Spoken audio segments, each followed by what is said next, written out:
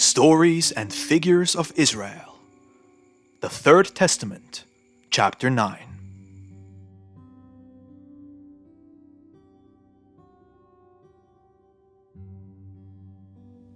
The story of original sin. Thus saith the Lord. The story of the first men that inhabited earth was passed from generation to generation until it was written down in the book of the first era. It is a living parable about those first beings that populated the earth. Their purity and innocence permitted them to feel the caress of Mother Nature. A warmth of friendship existed between all beings, and complete brotherhood between all creatures. In a divine parable, I inspired the first men to begin to have knowledge of their destiny, but the meaning of my revelations was poorly interpreted.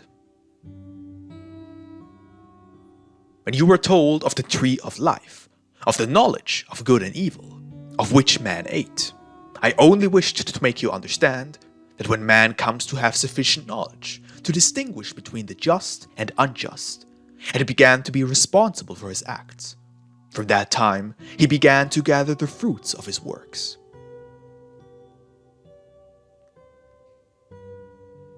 You know that God said to men, "Grow, multiply, and replenish the earth." That was the initial law that you were given, O people. Later, the Father would not ask men only to multiply, and that the species continue to grow, but rather that their sentiments are ever more elevated, and that their spirits begin a broad development and unfolding.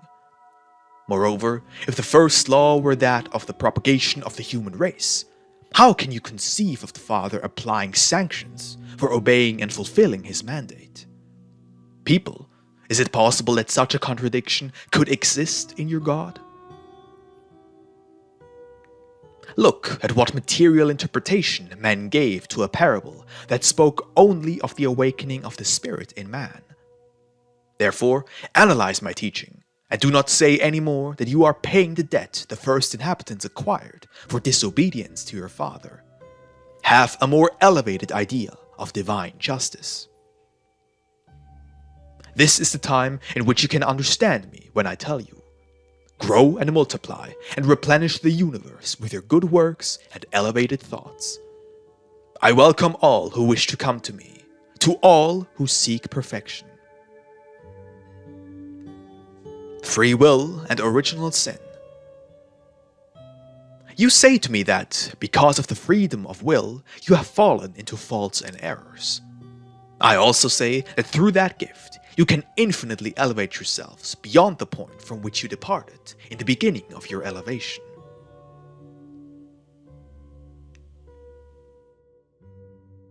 In addition to the freedom of will, I endowed each spirit with my light in its conscience, so that no one would be lost. But those who did not want to hear my voice, or did not want to penetrate into their innermost in search of the spiritual light, were quickly tempted by the countless beauties of the human existence. They lost the support of my law for their spirits, and they had to stumble and fall.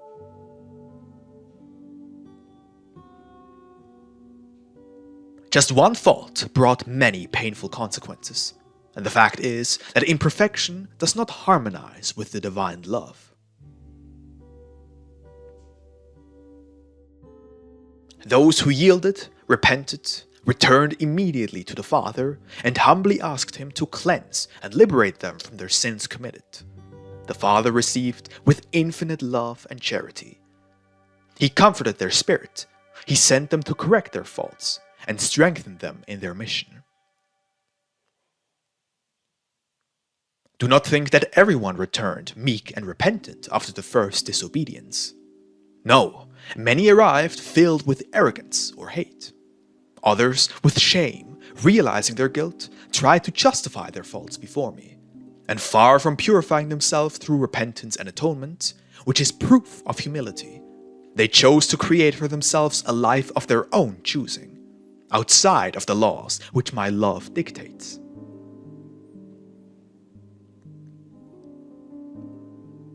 Then my justice manifested itself, not to punish, but to correct them, not to destroy, but to preserve them eternally, providing them with an ample opportunity to perfect themselves.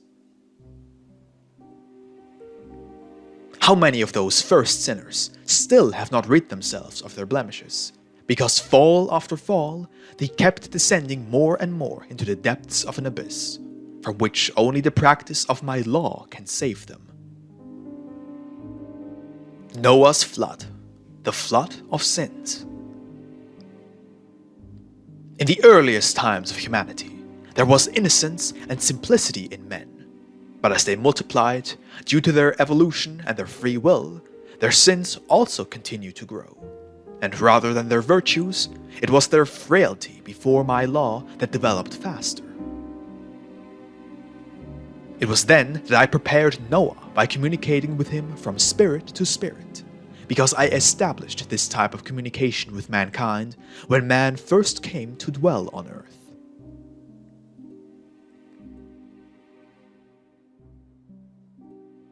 I said to Noah, I will send a great flood to earth to purify the spirit of man of all his sins.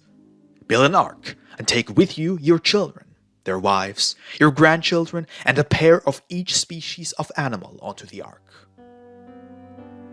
Noah was obedient to my command, and the cataclysm arrived in fulfillment of my word. The bad seed was pulled up by its roots, and the good seed conserved in my granaries, with which I formed a new humanity that bore within it the light of my justice, and knew how to comply with my law and live practicing good customs. Perhaps do you believe that those individuals who suffered painful deaths perished both physically and spiritually? Truly, I tell you, my children, they did not. Those spirits were saved by me, and they awoke before the judge of their own conscience. They then were prepared to return once again to the path of life in order to progress spiritually. The unselfishness of Abraham. It will not always be necessary for you to drain the cup of bitterness. It will be enough for me to see your faith, your obedience, your purpose and intentions to obey my commandments, for me to free you from the most difficult moments of your trials.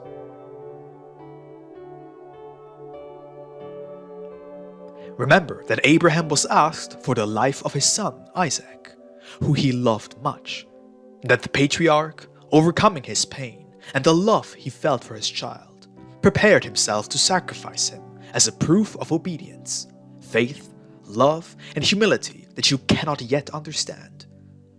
But he was not permitted to consummate the sacrifice of his son, because already in the depths of his heart he had proven his obedience to the divine will, and that was enough. Oh, how great was the rejoicing of Abraham when his hand was held back by a greater force, preventing him from sacrificing Isaac. Oh, how he blessed the name of his Lord and marveled at his wisdom. In Abraham and his son Isaac, I gave you an image of what would be the sacrifice of the Redeemer when he put the love that Abraham professed for me to the test, asking of him that he sacrifice his son, his beloved Isaac, by his own hand. In that act, if you know how to meditate upon it, you will find a similarity to what later was the sacrifice of my only son for the salvation of the world. Abraham was the representation of God, and Isaac the image of Jesus. At that moment, the patriarch thought that if the Lord asked him for the life of his son, it was so that the blood of the innocent might wash away the failings of the people. And despite loving deeply he who was the flesh of his flesh, obedience to God and charity and love for his people were stronger in him than the life of his beloved son. The obedient Abraham was about to unleash the mortal blow at his son, but at the moment when, racked with anguish, he raised his arm to sacrifice him, my power stopped him, ordering him to sacrifice a lamb in place of his son, so that this symbol would remain as a testimony to love and obedience. the ladder to heaven in Jacob's dream. Do you know what meaning is contained in the ladder that Jacob beheld in his dreams? That ladder represents the life and evolution of the spirits. The body of Jacob slept at the moment of revelation, but his spirit was awake. He had ascended towards the Father, seeking prayer as the means, and upon entering into the regions of light, he came to receive a celestial message that would remain as a testament of revelations and spiritual truths for his people, which is all humanity. For Israel is not a material, but a spiritual name. Jacob saw the ladder with its base on earth and its top touching the sky. This shows that the road of spiritual elevation that begins on earth through the flesh and ends up uniting its light and essence with that of the Father, apart from all material influence. The patriarch saw that by that ladder, angels ascended and descended, representing the incessant incarnation and disincarnation, the continuous coming and going of the spirits in search of light, or also in their mission of restoration and purification of themselves, to elevate themselves a little more upon returning to the spiritual world. It is the road of spiritual evolution that leads to perfection. That is why Jacob beheld the representative form of Jehovah at the top of the ladder, indicating that God is the goal of your perfection, of your aspirations, and the supreme prize of infinite joy as the compensation for arduous struggle, prolonged suffering, and perseverance in reaching the bosom of the Father. Amongst the vicissitudes and trials, the Spirit has always found the opportunity to earn merit for the ascent. There, in each trial, the ladder of Jacob has been always represented, inviting you to climb one more step. A great revelation, O disciples, was that, for in it the spiritual life was spoken of, at a time when the awakening of the Spirit to the worship of the divine, the elevated, the pure, the good and true, had barely begun. That message could not have been for one single family, or even for one single people. Its essence was spiritual, and therefore was universal. For that very reason, the voice of the Father said to Jacob, I am the Lord God of Abraham thy father, and the God of Isaac. The land whereon thou lie, to thee I will give it, and to thy seed. And thy seed shall be as the dust of the earth, and thou shalt spread abroad to the west, and to the east, and to the north, and to the south. And in thee and in thy seed shall all the families of the earth be blessed. Joseph and his brothers. Joseph, son of Jacob, had been sold by his own brothers to some merchants who were traveling to Egypt. Joseph was still young, but had already given evidence of a great gift for prophecy. Envy took charge of his brothers, who got rid of him, believing that they would never see him again. But the Lord, who watched over his servant, protected him and made him important to the Pharaoh of Egypt. Many years later, when the world was stricken by drought and hunger, Egypt, guided by the counsel and inspirations of Joseph, had stored enough provisions to withstand the trial. It was then that the sons of Jacob arrived in Egypt to search for food. Great was their consternation when they recognized that their brother, Joseph, had become minister and counselor to the Pharaoh. Upon seeing him, they fell from their feet to their knees, repenting of their transgression, and recognized that the prophecies of their brother had been realized. He who had been given up for dead was there before them, full of power, virtue, and wisdom. The prophet whom they had sold was showing them the truth of the prophecy that the Lord had placed on his lips as a child. The brother they had humiliated, selling him, was pardoning them. Do you understand, people? Now you know why I have said to you this day, when will you recognize me, as Joseph was recognized by his brothers? The people of Israel's pilgrimage with Moses through the desert. In the first era, Moses was at the head of Israel in guiding them through the desert for 40 years to the land of Canaan. But from disobedience, lack of belief, and materialism, some blasphemed, others reneged, and yet others rose in rebellion. Moses, confronted with such a situation, told them with prudence and patience not to offend the supreme will, but to be humble and obedient before that Father, who, without considering their disobedience, had made manna fall from the sky, and water spring forth from the rocks. Moses had offered sufficient proof that the true God was with him, but the people wanted more evidence. The messenger, taking the multitudes to the slopes of Mount Sinai, called upon the power of Jehovah, and the Lord, hearing him, granted him great proofs and miraculous things. The people wanted to hear and to see the one to whom Moses listened, and the one whom he perceived through his faith. I manifested myself to those people in a cloud, and had them listen to my voice for hours and hours. But it was so potent that men felt themselves dying of fear. Their bodies shook, and their spirits trembled before that voice of justice.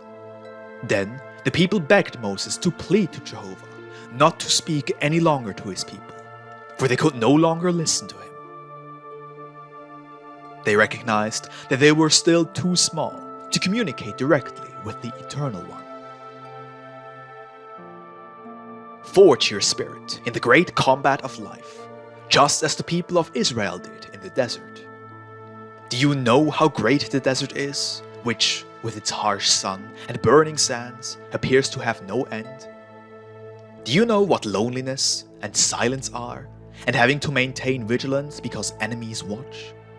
Truly, I tell you, it was there in the desert that the people knew the greatness it was to believe in God, and learn to love Him. What could that people hope for from the desert? Nonetheless, they had all: bread, water, a home in which to rest, and an oasis and sanctuary wherein to elevate their grateful spirits toward the Father and Creator. The struggle of Elijah for the true God. In the first era, Elijah came to earth and found that humanity was practicing idolatry and did not believe in God. The world was being governed by kings and priests, and both had departed from the obedience to divine laws and were guiding their people along paths of confusion and falsehood. They had erected altars to different gods which they worshipped.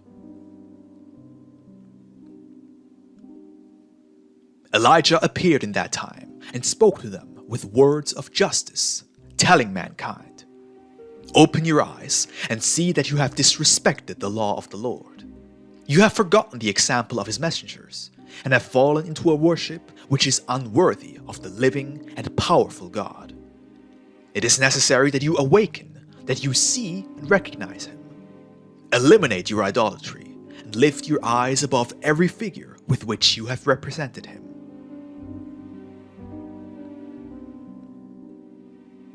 Elijah heard my voice, which said to him, "Depart from the wicked people of that nation.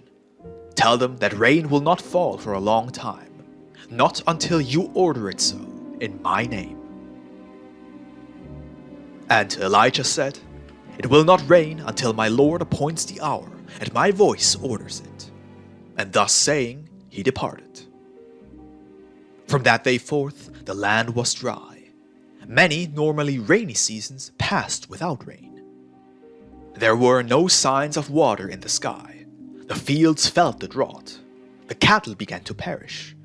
Men unsuccessfully dug into the earth, looking for water to quench their thirst. Rivers dried up.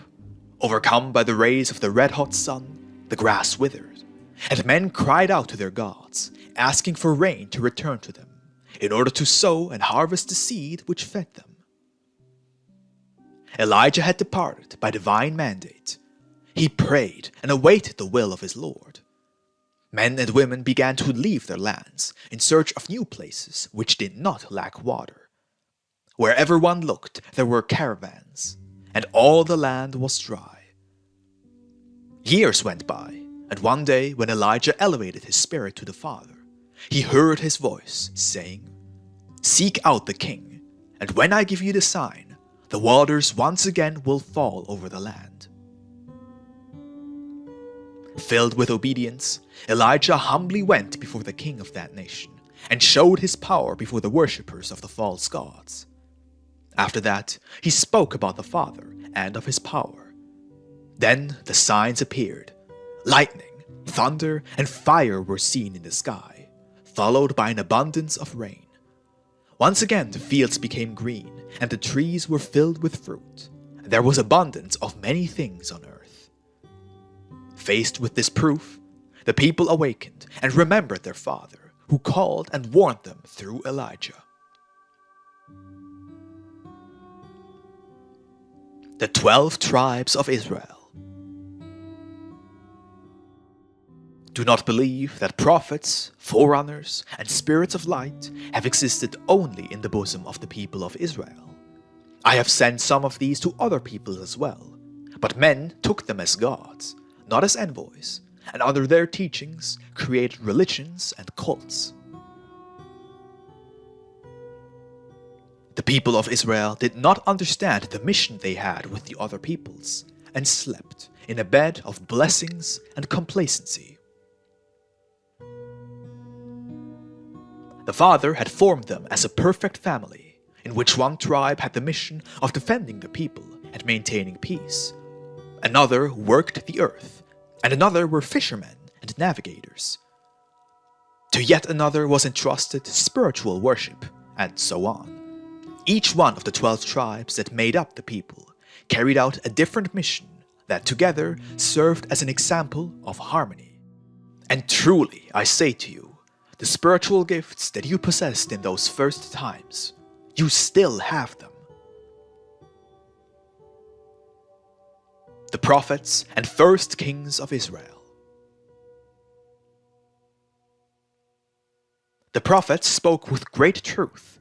They came to earth almost always in times of great confusion and straying, admonishing the peoples, inviting them to repentance and to make amends, proclaiming great trials of justice if they did not turn back to the good, and other times predicting blessings for observation and obedience to the divine law.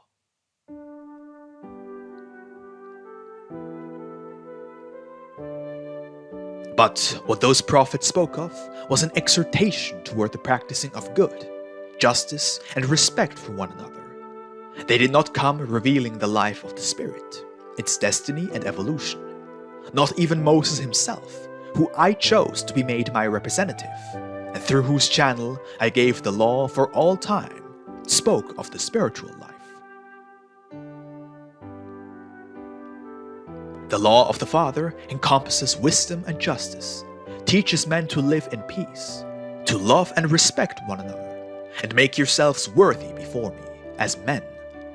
But Moses did not show humanity that which is beyond the threshold of bodily death, nor what the restitution of the disobedient spirits is, or the prize for those that are prudent and jealous of their mission. Later, David reigned, full of gifts and inspiration, and in his moments of elevation, in his ecstasy, he heard the hymns and spiritual songs with which he formed the Psalms to invite the people of Israel to pray and give the best offerings of their hearts in tribute to the Lord. Yet David, with all his love and inspiration, could not reveal to the people the marvelous existence of the spirits, nor their evolution or their goals. And again Solomon, who succeeded him in his reign, and who also showed the great gifts of wisdom and power that had been given to him, and for which he was loved and admired, and whose counsel, judgments, and proverbs are still remembered today. If his people had approached him to ask, "How is the spiritual life? What is beyond death? What is the Spirit?" Solomon, with all his wisdom, could not have answered.